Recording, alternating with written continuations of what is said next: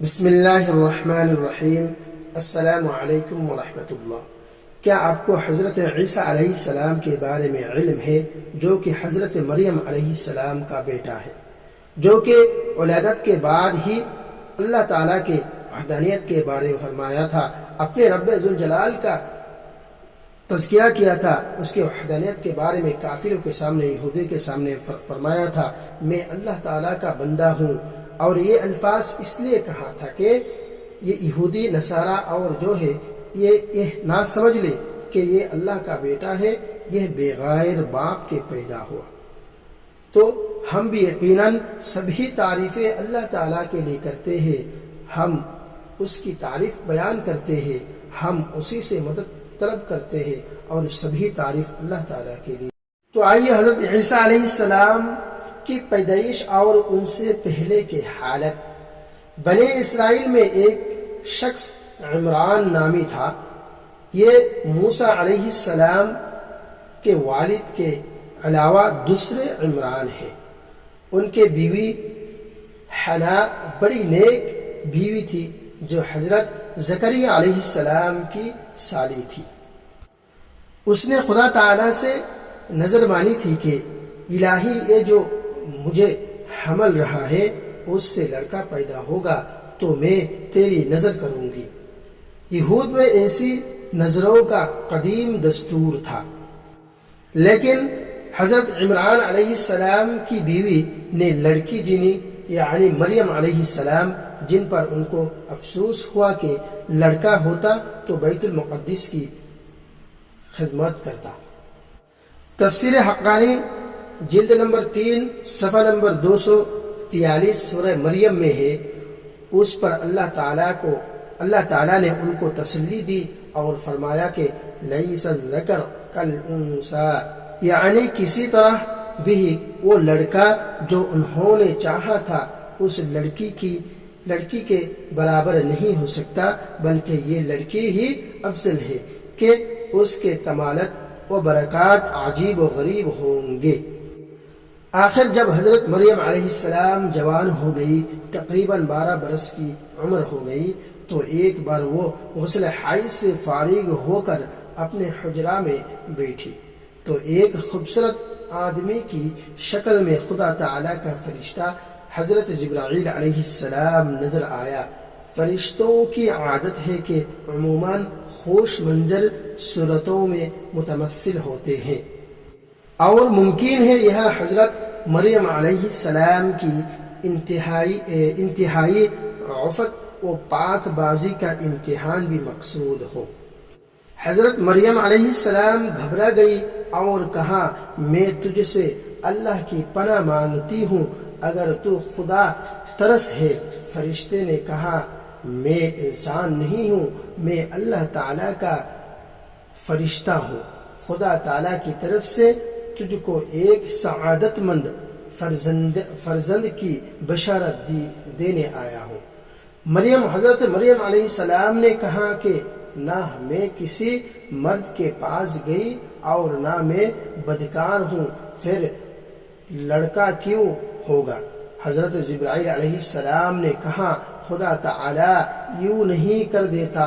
پھر حضرت جبرائیل علیہ السلام نے قریب آ کر ان کے کرتے کے گریبان میں پھونک ماری، جن سے وہ حاملہ ہو گئی۔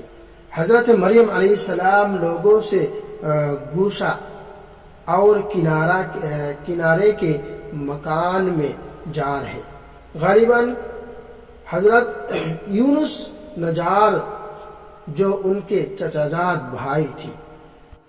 پھر جب خاص جننے کا وقت آیا اور درد ہونے لگا تو ایک افتادہ مکان میں آئی جہاں ایک کھجور کا خشک درخت تھا اور پانی نہ تھا۔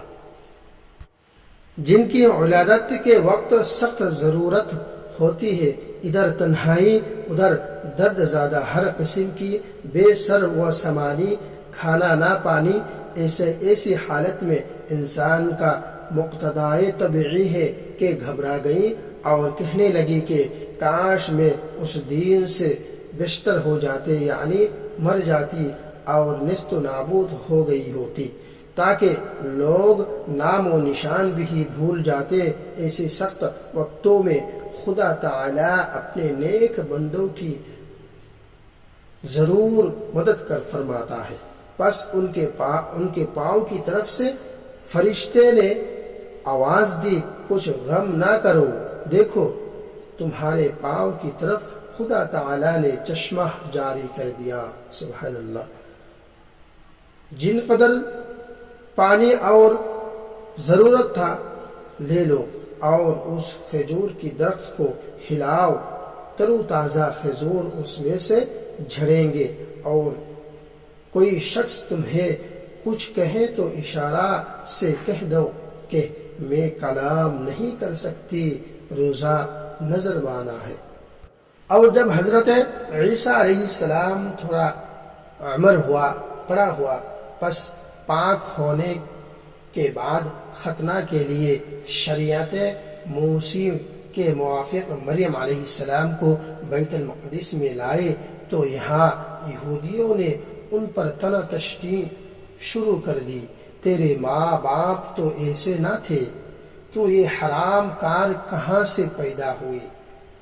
سچ بتا، یہ بچہ کہاں اور کس کا ہے؟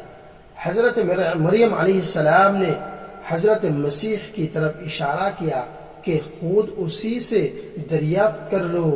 لوگوں نے کہا کہ ہم بچے سے کیوں بات کریں، ہم بچے سے کس طرح بات چیت کر سکتے ہیں؟ اتنے میں حضرت عیسیٰ علیہ السلام گود ہی سے بول اٹھے کہ میں اللہ تعالیٰ کا بندہ ہوں۔ سب ہی سے پہلے یہ جملہ اس لیے کہا کہ ان کے بغیر باپ کے پیدا ہونے اور عجائب معجزہ دیکھنے سے لوگ ان کو کہیں خدا کا بیٹا سمجھ لے، جیسا کہ نصارہ سمجھ بیٹھے ہیں۔ پھر حضرت عیسیٰ علیہ السلام نے مجھ کو کتاب فرمایا کہ مجھ کو اللہ تعالیٰ نے کتاب دی، یعنی انجیل۔ شیر خورگی کی حالت میں اپنی ماں کی براعت کے لیے مسیح نے ایک ہی بار کلام کیا تھا، پھر نہیں کیا تھا، بلکہ پھر اسی وقت بولے جب لڑکے بولا کرتے ہیں۔ جب لوگوں نے یہ کلام سنا تو حیران میں رہ گئے، اس لیے حضرت مریم علیہ السلام پر زنا کی سزا جو قتل تھی قائم نہ کی، اور نہ سزا سے بری رکھنے کی کوئی وجہ نہ تھی، مگر اس بات کو یہود بدبخت نے مخفی کر دیا تاکہ لوگ ان کے معتقد نہ ہو جائے۔ اور حضرت زکریہ علیہ السلام پاک دامان پر بہتان ڈھیر دیا۔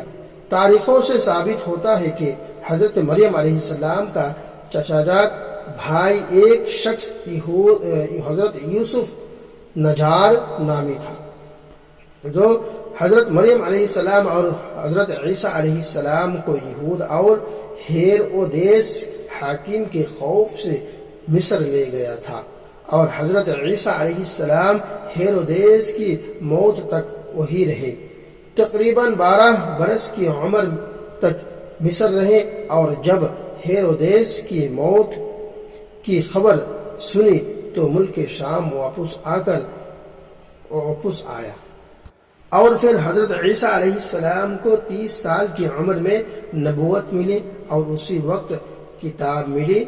اور یہ جو تفسیر ہے، تفسیر حقانی جلد نمبر 3 صفحہ